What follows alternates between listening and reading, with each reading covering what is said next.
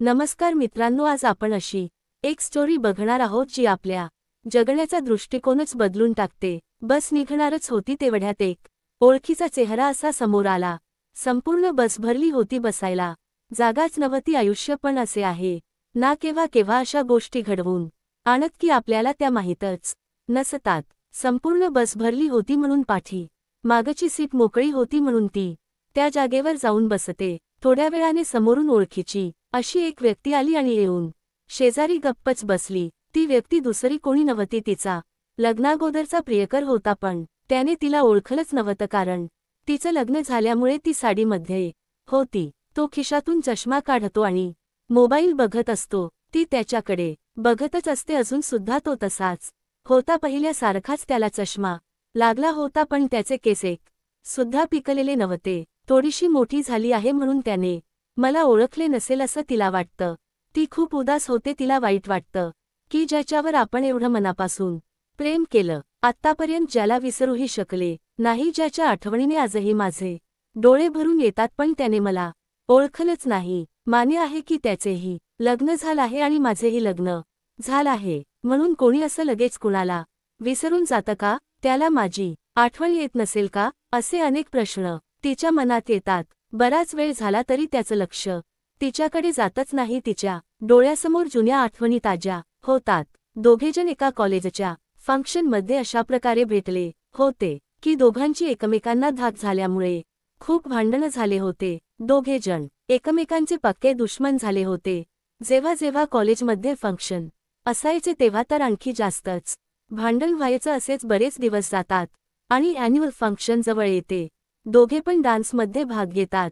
तिला त्याला काहीही करून डान्समध्ये हरवायचं असतं, म्हणून जोराची प्रॅक्टिस तिची चालू असते, तर दुसरीकडे त्याला तिचे सर्वांसमोर हास करायचे असते, म्हणून तो तिला डान्स करताना स्टेजवर पाय घसरून पाडण्याची तयारी करतो। सरते शेवटी ॲन्युअल फंक्शनचा दिवस येतो। फंक्शन चालू होते। प्रत्येकजण आपली वेगवेगळी अदाकारी सादर करतात। तिचा डान्स सुरू होतो। अतिशय सुंदर डान्स ती करत होती। तो पाठीमागून हळूच येतो आणि तिच्या पायांमध्ये कॉईन टाकतो। कॉईनवरून तिचा पाय घसरून ती स्टेजवर पडते। सगळेजण तिला हसू लागतात। तिला खूप वाईट वाटते आणि ती रडत रडत रागाने तिथून निघून जाते, पण त्याला खूप मज्जा येते। 2-3 दिवस होतात, पण ती कॉलेजला येतच नाही। त्याच्या ते लक्षात येतं की ती कॉलेजला येतच नाही, म्हणून त्याला खूप वाईट वाटतं की आपल्यामुळे तिचं नुकसान होतं आहे। तो तिच्या घरचा पत्ता तिच्या मैत्रिणींना विचारून घरी जातो आणि तिला सॉरी बोलतो। त्यानंतर दोघांच्या मध्ये खूप चांगली मैत्री होते। दोघे मिळून कॉलेजमध्ये धमाल करायचे। दोघांना समजतच नाही की केव्हा ते एकमेकांच्या प्रेमात पडले। दोघांचे एकमेकांवर खूप प्रेम होते। एक दिवस कॉलेज सुटल्यावर दोघे पण भेटतात आणि आपले प्रेम व्यक्त करतात। असेच बरेच दिवस जातात आणि एक दिवस त्याचा फोन येतो, मला माफ कर, माझं लग्न ठरलंय, मी तुझ्यासोबत लग्न नाही करू शकत असं बोलून तो फोन ठेवतो। बस थांबते आणि ती आठवणींमधून बाहेर येते। अजूनही त्याचं लक्ष मोबाईलमध्येच होतं। त्याने तिला पाहिलेच नव्हते। तिचा स्टॉप आल्यामुळे ती बसमधून उतरण्यासाठी त्याला थोडं बाजूला होता। का? मला जायचं आहे म्हणून बोलते। ओळखीचा आवाज कानावर पडताच तो तिच्याकडे बघतो, तर काय तो तिला लगेच ओळखतो। तेवढ्यात ती बसमधून उतरते। तो पण आपल्याला पुढे जायचे आहे हे विसरून तिच्या सोबतच उतरतो आणि तिला भेटतो। तिला बघून त्याचे डोळे भरून येतात। विचारतो, कशी आहेस?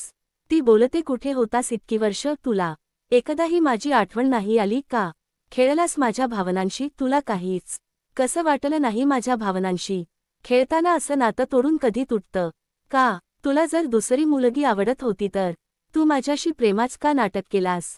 तो बोलतो, माझा नाईलाज होता म्हणून मी दुसऱ्या मुलीशी लग्न केलं, पण खरं प्रेम मी तर तुझ्यावरच केले आणि अजूनही तुझ्यावरच करतो। ती बोलते, नाईलाज म्हणजे काय झालं होतं? तो बोलतो, माझा नाईलाज होता, माझ्या वडिलांनी त्यांच्या मित्राला वचन दिले होते की त्यांच्या मुली सोबतच माझं लग्न होईल आणि माझ्या वडिलांची शेवटची इच्छा होती की मी तिच्याशी लग्न करावं, म्हणून त्यांनी माझ्याकडून वचन घेतले होते त्यासाठी, म्हणून मी तिच्याशी लग्न केलं। तुझं कुणाशी लग्न झालं आहे?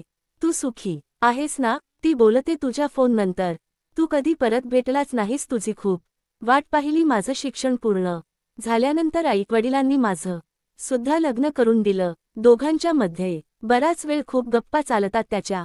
हातात अजूनही तिने दिलेलं ताब्याचं कार्ड हातातच होतं. तो बोलतो दररोज, हे कार्ड मला तुझी आठवण करून देत. ती बोलते, तुला माझी एवढीच आठवण येते तर तू मला भेटला का नाहीस. तो बोलतो, तुझं आता तुझं असं आयुष्य आहे आणि मला माझं आयुष्य आहे म्हणून. मला तुला डिस्टर्ब करायचं नव्हतं म्हणून नाही भेटलो. जीवनातील असा एक क्षण होता तो की ती मरेपर्यंत विसरू शकत नव्हती.